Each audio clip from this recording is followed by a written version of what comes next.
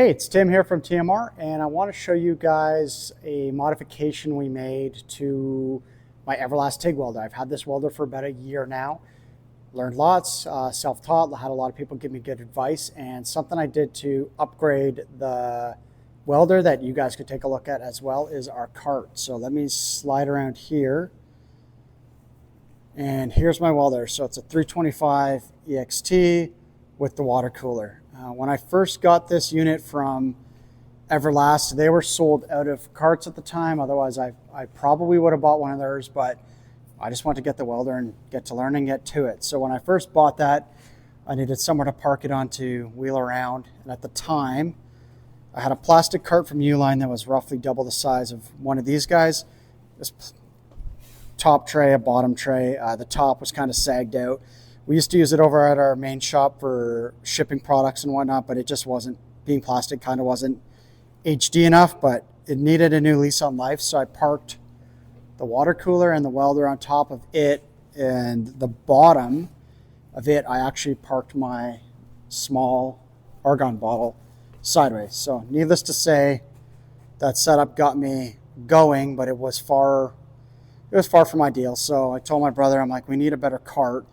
And what I wanted was something that had storage, because I found now I've got all this TIG specific, call it tooling, electrodes, and TIG specific things that I didn't want getting mixed up with our MIG stuff. Like over here, I've got a wire brush for MIG as well. It can live over there, but I wanted my own over here.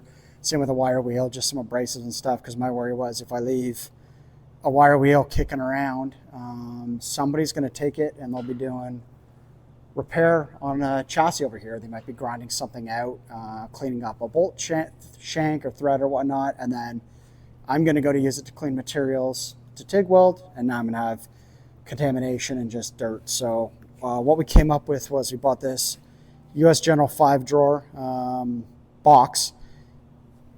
You kind of give up the top cabinet or drawer, whatever you want to call it, but you've got access to all these others, and you've got the bottom. So we make this piece here and this piece here, and what it does is it's essentially stretches your wheelbase. So with the Harbor Freight box, your rear caster sitting under here, we move it so it's sitting at the back there, and it reuses the Harbor Freight caster. There's nothing wrong with them. They work great, and our whole kit just kind of bolts on. I'll see if I can lift this pad up so you can see, but yeah, there you go.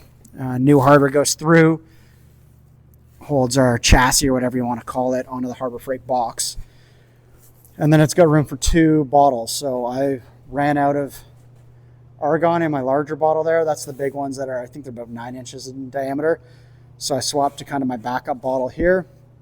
It works, it's on there. But yeah, this has room for 2 of those large size ones. There's also a medium size one that it fits as well. So yeah, you can run 2 bottles, 1 bottle, whatever you got, and then yeah, just park your welder on top. And then the nice thing is now you've got these drawers for all your tooling. So to show you kind of how I do it, and one thing I find wonky about this box, I'm sure it's all the US Generals, is which side to push the tabs to open the box. I'm used to on my, I don't know where it's parked, and it's over there, my Snap-on, they'll push from one side, so I feel like you kind of burn in some muscle memory for how to open it.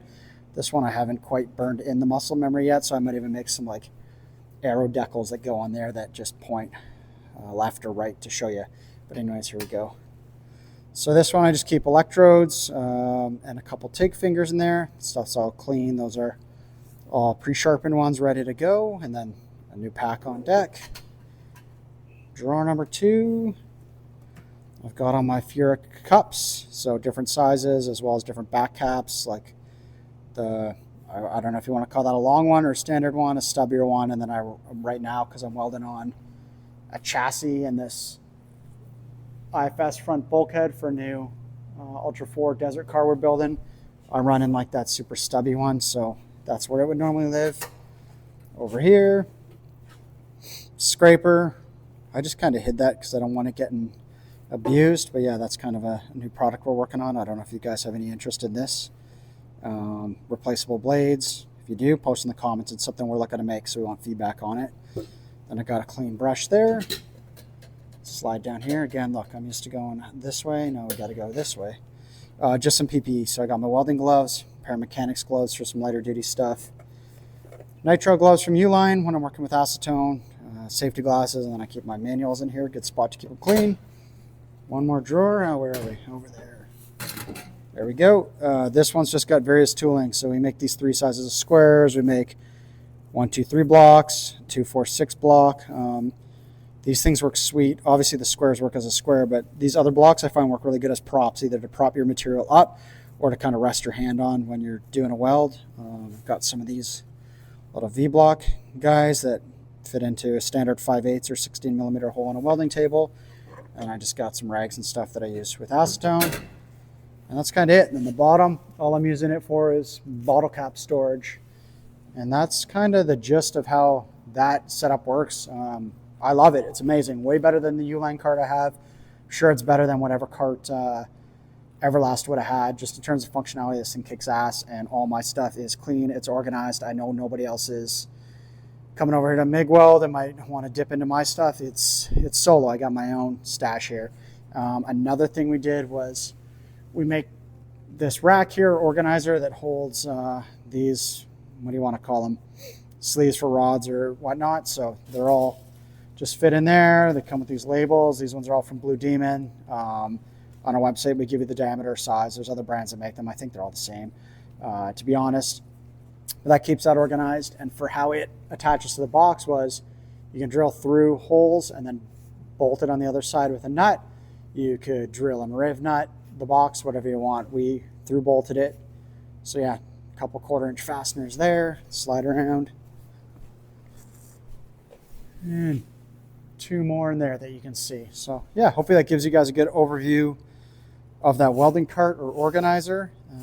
There's my torch with that, I don't know if I was using the right word, with that stubby or short back cap on it. Like I say, I got to fit this guy into lots of tight and intricate spots on this front chassis build. And oh yeah, there's one of the, there's like a 246 block. So again, I had this guy up here and propping my hand on here. So yeah, I found it works good for that. Obviously you want to get up higher, you just do that with it. It's pretty versatile. So hopefully that gives you guys a good look at this cart and you understand how it functions and how it can benefit you. The top's universal. Obviously I'm storing a TIG welder and a cooler on there, but that's up to you. You got a single MIG welder, cool. You got a TIG welder that's air cooled, you don't have water cooler, that's cool as well. If it'll fit on the footprint of the top of this box, it's going to work for you. I don't find that they want to slide off. I've had some guys be like, oh, it doesn't have a lip on it. I've wheeled this thing all around the shop here, obviously bumped into shit. Even might have ran over a zip tie, something crazy like that. The welders live on there. It's a good way to do it. So hopefully that helps you guys out. If you got any questions or want to know more about this product or you got suggestions for us, post them up below. We love hearing back from you guys.